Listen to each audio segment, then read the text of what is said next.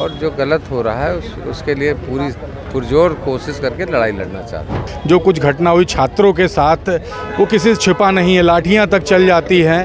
तो लोकतंत्र मानते कहाँ जो सत्ता में बैठे हैं। छात्र क्या है कि सरकार को चाहिए कि कम से कम जात धर्म संप्रदाय से ऊपर उठते हुए सभी के लिए काम करने का काम करे, यही संदेश देना। पीडीए का तो हमारे माननीय नेताजी आदरणीय स्वर्गीय मुलायम सिंह यादव जी ने नारा दिया था, रोजी रोटी सस्ती हो, दवा पढ़ाई मुफ्ती हो। अगर रोजगार किसानों के लिए कीलें लगाई जाती हैं, नौजवानों के लिए लाठी चार्ज की जाती है। किसानों की यूरिया नहीं मिल रही और जिनको मिल रही है वो ब्लैक हो रहा है। और इधर केवल भारतीय जनता पार्टी ध्यान भटकाना चाह रही है।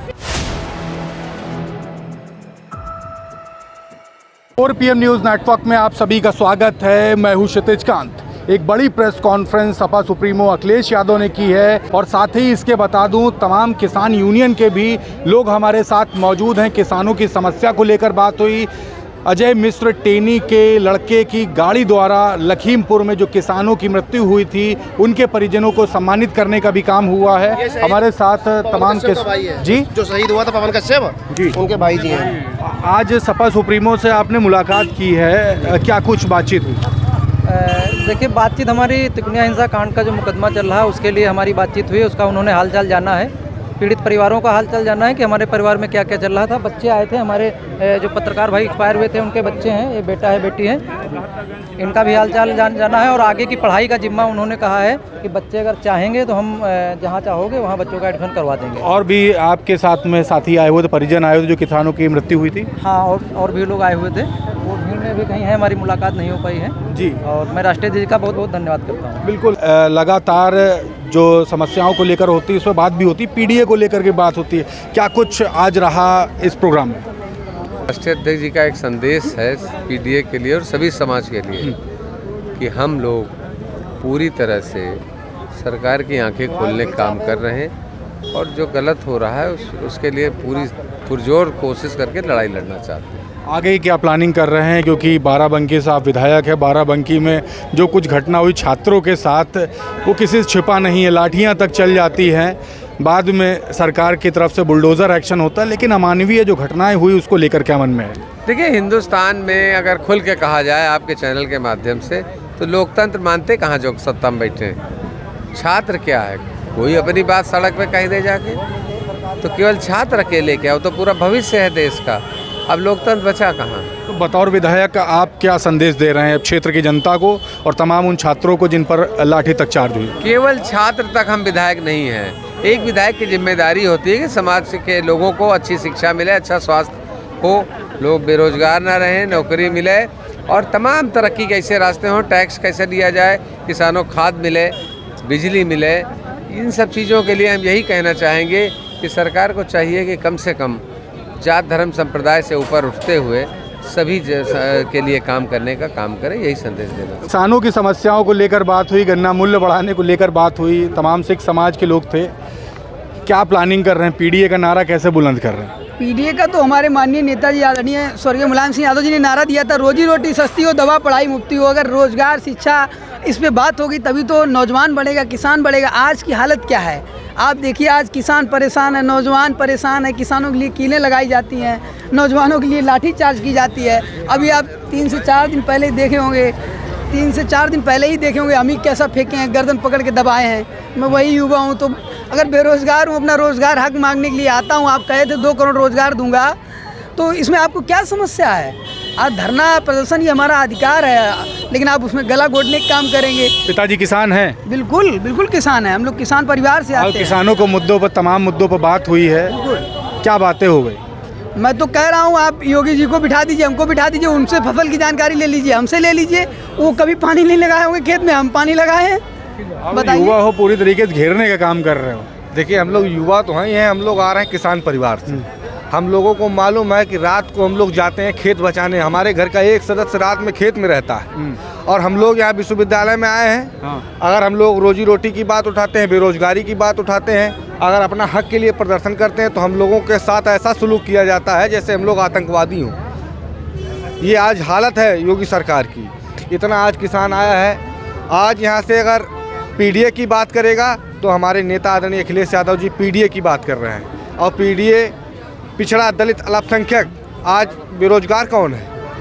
आज लाठियाँ किसके ऊपर चल रही? आज किसान अगर खाद के लिए जा रहा है तो लाठी उसके ऊपर चल रही। आज ये स्थिति रहेगी देश की कि किसान अपने खेत में खाद डालने के लिए अगर मांग कर रहा है तो उस पर आप लाठी मारेंगे। बिल्कुल।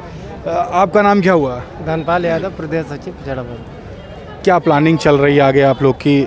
आज बड़ी प्रेस कॉन्फ्रेंस, लगातार प्रेस कॉन्फ्रेंस हो रही, पीडीए का नारा कैसे बुलंद कर रहे हैं? देखो, पीडीए का नारा तो माननी जी ने ही, पीडीए का नारा तो लगातार बुलंद है। 2024 में आपने देखा था क्या कमाल किया था पीडीए ने किसानों के साथ में। जब से ये सरकार आई है, अगर गन्ने के मूल्य देखा जाए तो आज कम से कम 600 रुपये कुंटल होना चाहिए।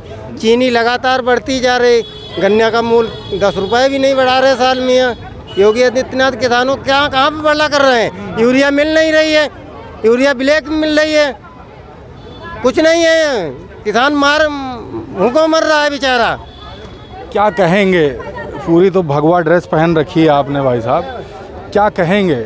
आज सपा सुप्रीमो अखिलेश यादव की प्रेस कॉन्फ्रेंस भी हुई, किसानों के लेकर बड़े मुद्दे भी उठाए जा रहे हैं, दूसरी तरफ खाद तक नहीं मिल पा रही है। देखिए, ये प्रदेश का बहुत बड़ा इस समय दुर्भाग्य से चल रहा है कि भारतीय जनता पार्टी जो किसानों के लिए वादा किया था, आज निश्चित तौर पे आप जान रहे हैं, आप स्वयं इस प्रश्न को कह रहे हैं कि किसानों की यूरिया नहीं मिल रही और जिनको मिल रही है वो ब्लैक हो रहा है।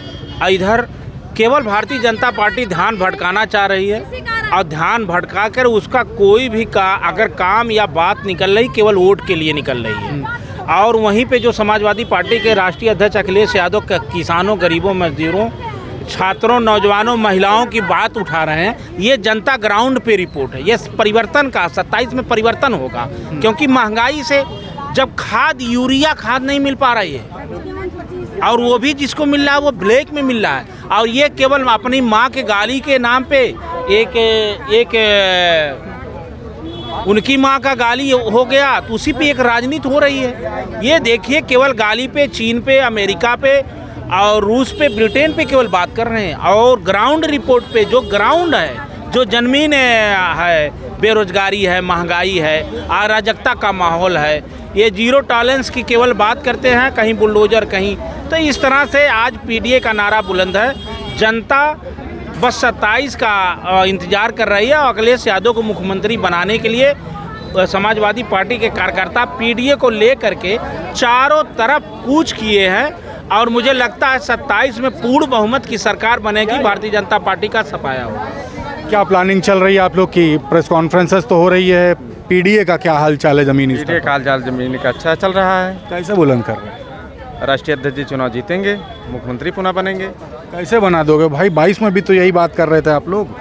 22 में हम लोग जो लड़े चुनाव, बीजेपी वाले तो पूरा बेईमानी कर लिए। तो यही तो 24 में भी आप लोगों ने आरोप लगाए। तो बेईमानी करते रहे तो आरोप लगता रहेगा। तो ऐसे बेईमानी चलती रहेगी, सरकार भाजपा की आती रहेगी? नहीं, बेईमानी तो रोका जाएगा। कैसे रोकेंगे? जो रोड पे आ जाएगी, रोड पे उतर आएंगे। हाँ, रोड पे उतर आएंगे। अब रोड पे उतरने की प्लानिंग है आप लोग की? जी, एकदम समाजवादी पार्टी के एक एक कार्यकर्ता अब रोड पे उतरने के लिए तैयार है, और समाजवादी पार्टी के अध्यक्ष माननीय श्री अखिलेश यादव जी ने जो आवाज़ बुलंद की है पीडीए की, वो पीडीए के लोग अब उत्तर प्रदेश की राजनीति में सतर्क हैं और भाजपा वालों से सतर्क हैं। भाजपा की जो गंदी राजनीति है, इनका चाल और चरित्र उत्तर प्रदेश की जनता पहचान चुकी है, और निश्चित रूप से जिस तरह से 2024 में लोकसभा में भारतीय जनता पार्टी को हार मिली है, समाजवादी पार्टी को बहुमत मिली है उत्तर प्रदेश में, निश्चित रूप से 2027 में माननीय राष्ट्रीय अध्यक्ष जी मुख्यमंत्री बनेंगे और समाजवादी पार्टी का झंडा फिर से उत्तर प्रदेश में लहराएगा। धन्यवाद। तख्ता आप लोगों ने ताल ठोक दी है। हम लोगों ने ताल नहीं ठोक दी है, हम लोग तो ताल पहले से ठोके हैं, लंगोट भी बांधे हैं, लेकिन अब की यूपी की जनता ने ताल ठोकी है। जिस तरह से नेपाल में जनता सड़कों पे आ गई है, उसी तरह उत्तर प्रदेश की जनता भी इस सरकार से आजिज आ गई है और इसको हटाना चाह रही है, जनता हटाना चाह रही है। अच्छा, आप नेपाल से तुलना कर रहे हैं, समझ रहे हैं क्या बोल रहे हैं? हाँ, वहाँ बड़ा विद्रोह हो गया। नहीं तो यहाँ प्रधानमंत्री को भागना पड़ गया, यहाँ भी भागना पड़ेगा। अगर किसानों की हालत, मजदूरों की हालत, विद्यार्थियों की हालत, यही हालत रही, पूरे देश की हालत रही, तो यहाँ भी भागना पड़ेगा। यहाँ भी बुरी हालत है। चेतावनी दे रहे हैं? बिल्कुल चेतावनी दे रहे हैं कि जब तक किसानों को, जो किसान की बात करेगा वो दिल्ली पे राज करेगा, वो यूपी पे राज करेगा। धोखे की राजनीति, धर्म और मजहब की राजनीति नहीं चलने वाली अब। बिल्कुल, तो ये समाजवादी पार्टी के समर्थक थे जिनसे हमारी बात हो रही थी, तब के साथ में तमाम किसान भी आए थे, हम सभी से बात कर रहे थे। रिपोर्ट कैसी लगी आपको कमेंट बॉक्स में लिखें और जुड़े रहे 4 PM न्यूज़ नेटवर्क के साथ। ग्राउंड रिपोर्ट के लिए मैं हूं क्षितिज कांत, कैमरा पर्सन शुभम के साथ। धन्यवाद।